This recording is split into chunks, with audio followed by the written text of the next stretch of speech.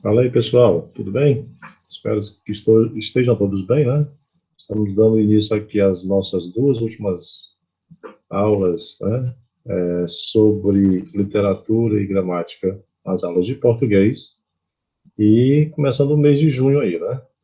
O último mês antes das nossas férias, tá bom? Então, para tentar terminar essa parte de literatura no primeiro semestre, a gente tem ali a literatura de informação, ok? A literatura de informação é assim, só para esclarecer o que a gente vai ver logo na sequência. Agora a gente vai dar entrada no Brasil, né? Vocês devem lembrar que nas aulas anteriores a gente ainda estava lá na Europa, estava em Portugal, que é onde a nossa literatura começou, né? A chamada literatura portuguesa, por quê? Porque o Brasil foi colonizado por Portugal, e aí a gente, até esse momento que a gente vai entrar agora, é justamente em 1500, quando o Brasil é descoberto, a gente só tinha escritores de Portugal escrevendo a nossa língua, tá? Então, vamos ver aí na sequência muitas informações a respeito desse momento aí que a gente sai da Europa, vem junto com Cabral para o Brasil, entrando aqui nas terras brasileiras. Então, literatura de informação é um segmento do quinhentismo, que foi um período literário que abrangia todas as manifestações literárias produzidas no Brasil na época do seu descobrimento, durante o século XVI. Nesse período, a maioria das obras escritas no Brasil não foram feitas por brasileiros, mas sobre o Brasil por visitantes. Por isso, ela é chamada de literatura de informação ou de viagem. A esta literatura soma-se outra chamada literatura jesuítica, que relata as incursões religiosas para a catequização dos índios. E com isso, o quinhentismo dividiu-se em dois. Tá? Então, só para esclarecer o que está sendo dito aí. O Brasil acabou de ser descoberto, 22 de abril de 1500, e chegando aqui, Cabral com a sua frota, tínhamos lá o escrivão, né, que foi dar as informações, uma carta escrita para o rei de Portugal, dando a ideia do descobrimento, do achamento do Brasil, né? Acharam o território aqui do Brasil, certo? Essa era a literatura que era feita naquela época, cartas enviadas para Portugal por portugueses, né, que vinham para cá desembarcando e mandando tudo que eles aprendiam, descobriam aqui a respeito da nossa terra chamada Brasil. Além disso, só tem também a chamada literatura jesuítica, porque na sequência, né, depois de algum tempo da colonização, Portugal viu que aqui só tinham os chamados índios, né, por eles, e aí eles mandavam os padres jesuítas para catequizar, né, tentar fazer com que os índios tivessem a crença no mesmo Deus que eles, portugueses, tinham, tá certo? Então, essa literatura informativa, que é a primeira, né?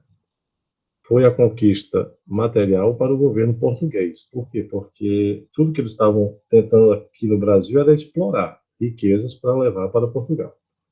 Então, essa literatura é uma literatura informativa, de caráter documental, sem valor literário. Por quê? Porque não tinha, a única preocupação de quem escrevia era passar as informações, pois apresentava como objetivo informar sobre a nova terra, habitantes, né, que moravam aqui, que eram os índios, costumes e principalmente as riquezas que pudessem ser exploradas, tendo como exemplo as cartas de Pero Vaz de Caminha, com o olhar do estrangeiro, né, a visão de mundo na ótica do outro.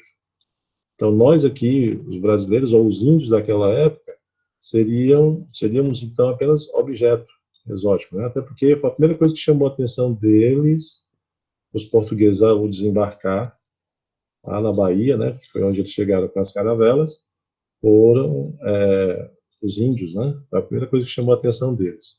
Por quê? Porque eles estavam todos vestidos, os portugueses, e os índios todos sem roupa. Aí já foi o primeiro impacto que eles tiveram em relação a essa descoberta de um novo mundo, um novo território. A Carta do Achamento do Brasil, né? Achamento ou descobrimento é a mesma coisa, né? Depende da visão que a pessoa queira dar. A Carta de Pero Vaz de Caminha é considerada o primeiro documento da literatura no Brasil, né? Foi o primeiro documento, até porque a história é contada pela visão do descobridor, do colonizador, do dominante, que era o Reino de Portugal. Então, o primeiro documento que se tem notícia, escrito em língua portuguesa, foi essa carta, né? Aqui em nossas terras. Essa carta informava o rei Dom Manuel sobre o descobrimento do Brasil e os primeiros contatos com os índios. Esse é um trecho de quando ele descreve as primeiras características do Brasil. Vocês estão vendo aí a foto. Realmente essa carta ainda existe, é conservada até hoje, lá em algum lugar de Portugal. Tá?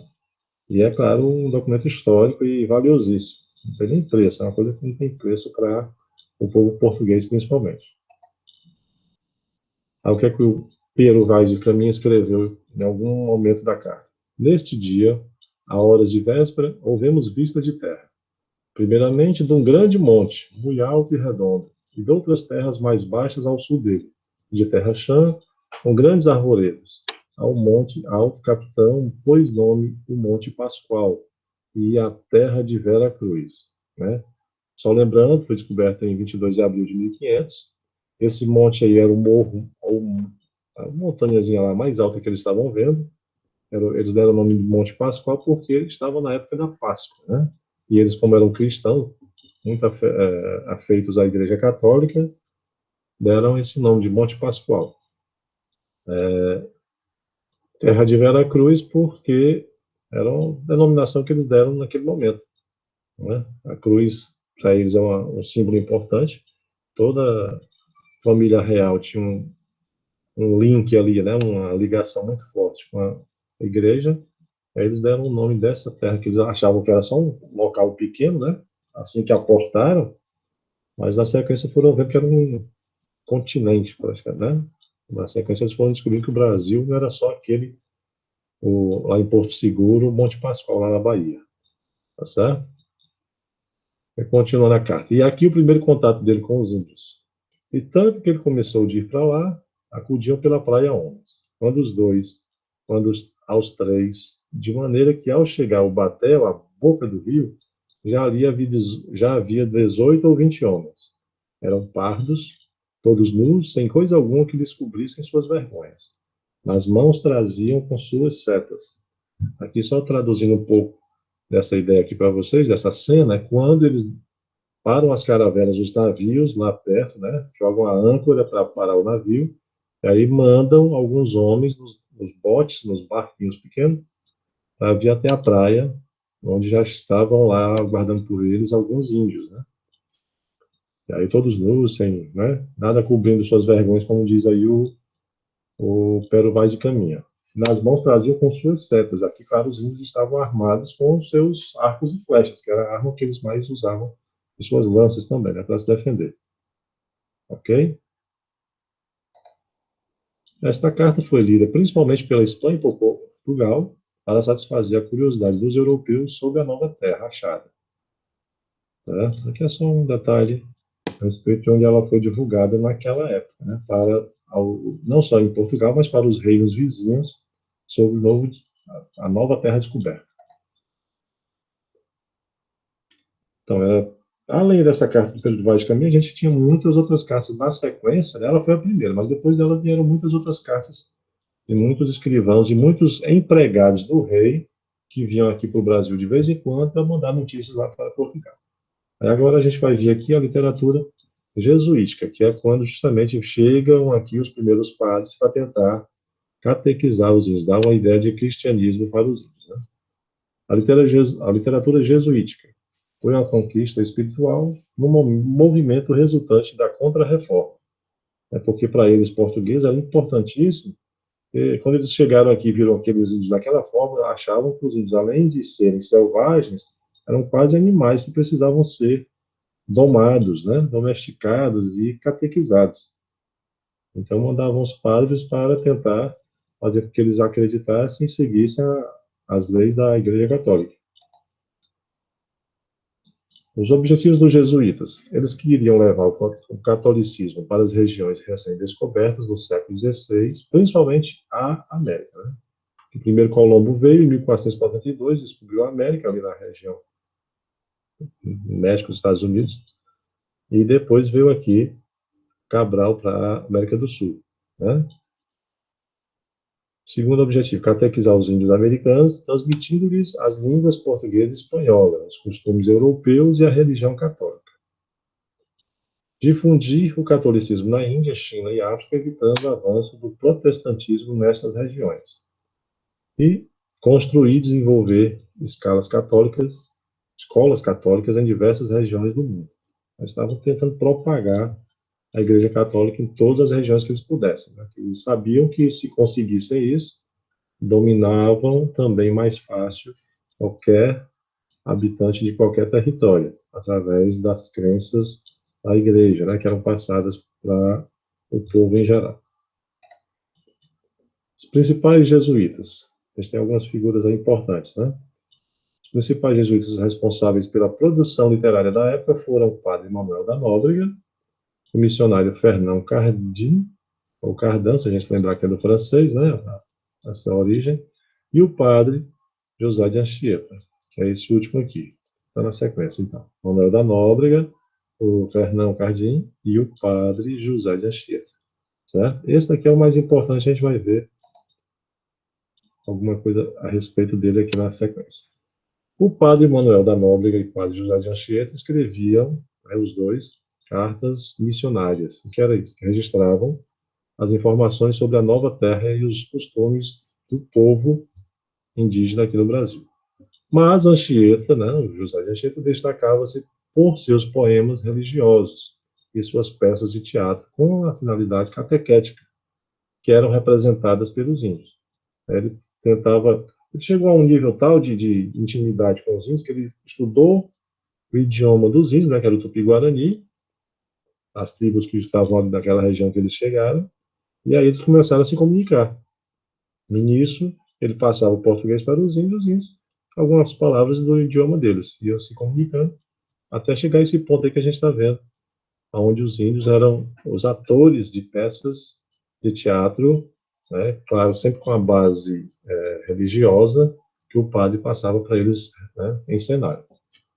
Anchieta não escreveu só poemas didáticos, com finalidade catequética, mas também, era um mas, né, tá errado aqui, tira esse i, poemas que apenas revelavam sua necessidade de expressão. Os poemas mais conhecidos de José de Anchieta são Do Santíssimo Sacramento e A Santa Inês. São os dois poemas mais tradicionais, mais famosos dele. Aí a gente tem uma parte do poema Santa Inês, não vou ler todo, vou ler só alguma parte aqui, ó. Cordeirinha linda como folga o povo, porque vossa vinda lhe dá lume novo. Cordeirinha santa de Jesus querida, vossa santa vida o diabo espanta. Por isso vos canta com prazer o povo, porque vossa vinda lhe dá lume novo. Aí vai na sequência, esse lume novo é a luz nova, né? Dá uma nova luz na vida das pessoas, a chamada Santa Inês, ao chegar a imagem dela em algum lugar, certo? As principais obras aqui desse período da literatura que a gente está estudando. A Carta de Achamento do Brasil, que foi escrita pelo Paeiro Vaz de Caminha, aquele cara que era o escrivão responsável na frota de Cabral, e também o Diário da Navegação da Armada, que foi a terra do Brasil, do Piro Lopes de Souza, que foi um cara que veio depois em outra frota, né, de caravelas de Portugal para cá, e aí já trazia alguma questão de navegação da Armada, de armas, né, porque os índios, nem todos eles eram amistosos. Havia muito conflito entre portugueses e os índios, e aí, claro, também alguns prejuízos de vida, né? Com certeza, porque vários foram mortos de um lado e de outro. E aqui na última obra principal, o tratamento descritivo do Brasil em 1587 do senhor de engenho aqui, tá?